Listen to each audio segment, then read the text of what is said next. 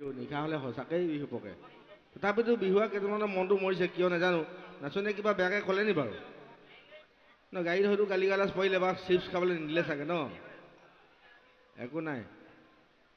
বিহু কৰি যাবই লাগিব অসমীয়া কৃষ্টি আমি জীয়াই ৰাখিব লাগিব বিশ্বৰ দৰবাৰলৈ নিব লাগিব গৈছে নহয় জানো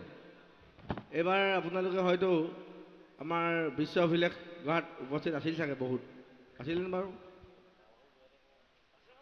মই এনেই আপোনালোকক আলোচনা কৰিব বিচাৰিছোঁ হৌ এই যে আপোনালোকে যে কৈছে ইয়াৰ তাত্ত্বিক অৰ্থটো কি বাৰু জানেনে আপোনালোকে ভাল ভাল গৃহস্থৰো ভাল হৌ কৈছেনে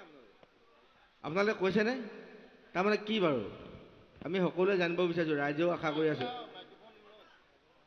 আহকচোন অকণমান নমস্কাৰ ছাৰ হয় নাই আপোনালোকে পৰিৱেশন কৰাৰ কাৰণে কৈছোঁ আৰু বহুত কথা আছে বাৰু আমিতো সঁচাকৈ ক'বলৈ গ'লে চৰাইদেউ বিহু প্ৰতিষ্ঠাপক বিপুল বৰুৱা মই অসমৰ নহয় ভাৰতবৰ্ষৰ বিভিন্ন প্ৰান্তত বিহু কৰিলোঁ আমি মূৰত পাক মাৰিয়ে বিহু আৰম্ভ কৰিছিলোঁ অসমত ভাৰতবৰ্ষত তেনেকৈ পৰিৱেশন কৰিলোঁ কোনোবা বিশিষ্ট ব্যক্তিয়ে হয়তো ক'লে যে হুঁচৰিৰ অংশটো তাৰ পিছৰখিনি মূৰত আকৌ গামোচা মাৰিব লাগে সেইটো আমাৰ পাছত বহুত পাছত হয়তো সময়ে সময়বিলাক বদলি হ'ব নহয় বুলি ক'ব নোৱাৰি নহয় জানো আগতে কৈছোঁ সেইবিলাক কথা মই কিন্তু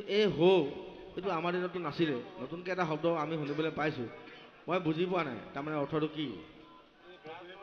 ছাৰ গৃহস্থৰ মংগল কামনা কৰি যিখিনি কয় ধৰি লওক পূবে ঘঁৰাল পশ্চিমে গঁৰাল বাৰীৰ মানে নদন বদন হৈ থাকক সেইখিনিকে আমি মানে হওক বুলি আমি শলাগ লৈছোঁ আৰু হওক তুমি মুখেদি শব্দটো ওলাইছে হওক বুলি কৈছা কিন্তু হকটো ফুটা নাই বুলি ওলাইছে ভাল ভাল গৃহস্থটো ভাল হওক বা হয় এইটোহে হ'ব লাগে নেকি হয় নহয় বাৰু অনুভৱ কৰকচোন তাৰতো কোনো অভিধানিক অৰ্থ মই বিচাৰি পোৱা নাই বুলি যিটো শব্দ আপোনালোকে কৈছে না আপোনালোকে বহুত বিশিষ্ট ব্যক্তি আছে আমাৰ অসমত বহুতো বুদ্ধিজীৱী জ্ঞানী গুণী ব্যক্তি আছে জানি লোৱাটো ভাল সুধি ল'ব মই পানটো আপোনালোক সোঁৱাই দিছোঁ শব্দটোৰ অৰ্থটো বিচাৰি ল'ব আমি ভাবোঁ হওক বা হয় বা হৈছে তেনেধৰণেহে আমি বিহুত পৰিৱেশন কৰি আহিছোঁ বা আমি অঞ্চলভেদে কৰি থকা দেখা যায় কিন্তু শব্দটো শুনিছোঁ আজি কেইবছৰমান শুনিছোঁ সেইকাৰণেহে মই কথাটো ক'লোঁ দেই বেয়া পাব নালাগে কথাটো জানি ল'ব বিজ্ঞজনৰ পৰা ধন্যবাদ ঠিক আছে মই টান মাৰি আনি আছোঁ প্ৰশ্ন শিতানলৈ নম্বৰৰ কথা নাই আলোচনা কৰিছোঁ আমি নজনাখিনি আপোনালোকৰ পৰা শিকিবৰ কাৰণে হয় নহয় প্ৰথমে আপোনালোকে গাইছে আহঁতগুৰি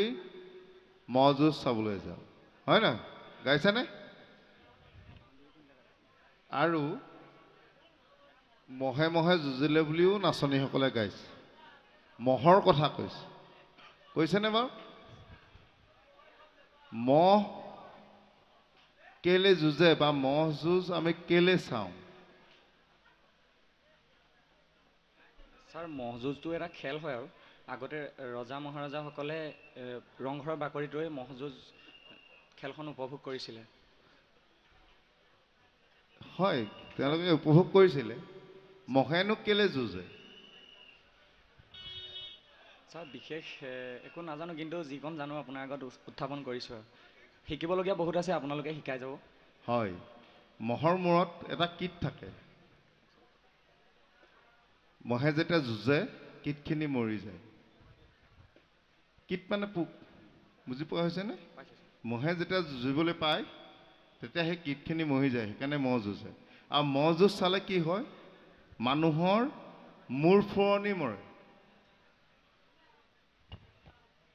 মানে মানুহৰ মূৰ ঘূৰণি বেমাৰটো নহয় এইটো আমাৰ এটা লোকবিশ্বাস বুজি পোৱা হৈছেনে মহ কেলে যুঁজে আৰু মহৰ যুঁজ চালে কি হয় বুজি পোৱা হ'ল নাচনীসকল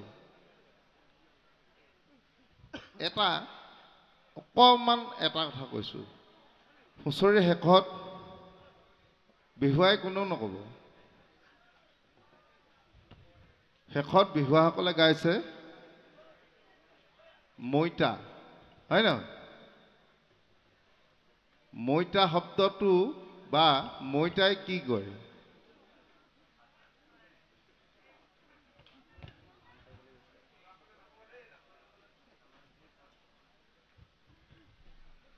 পান পাৰে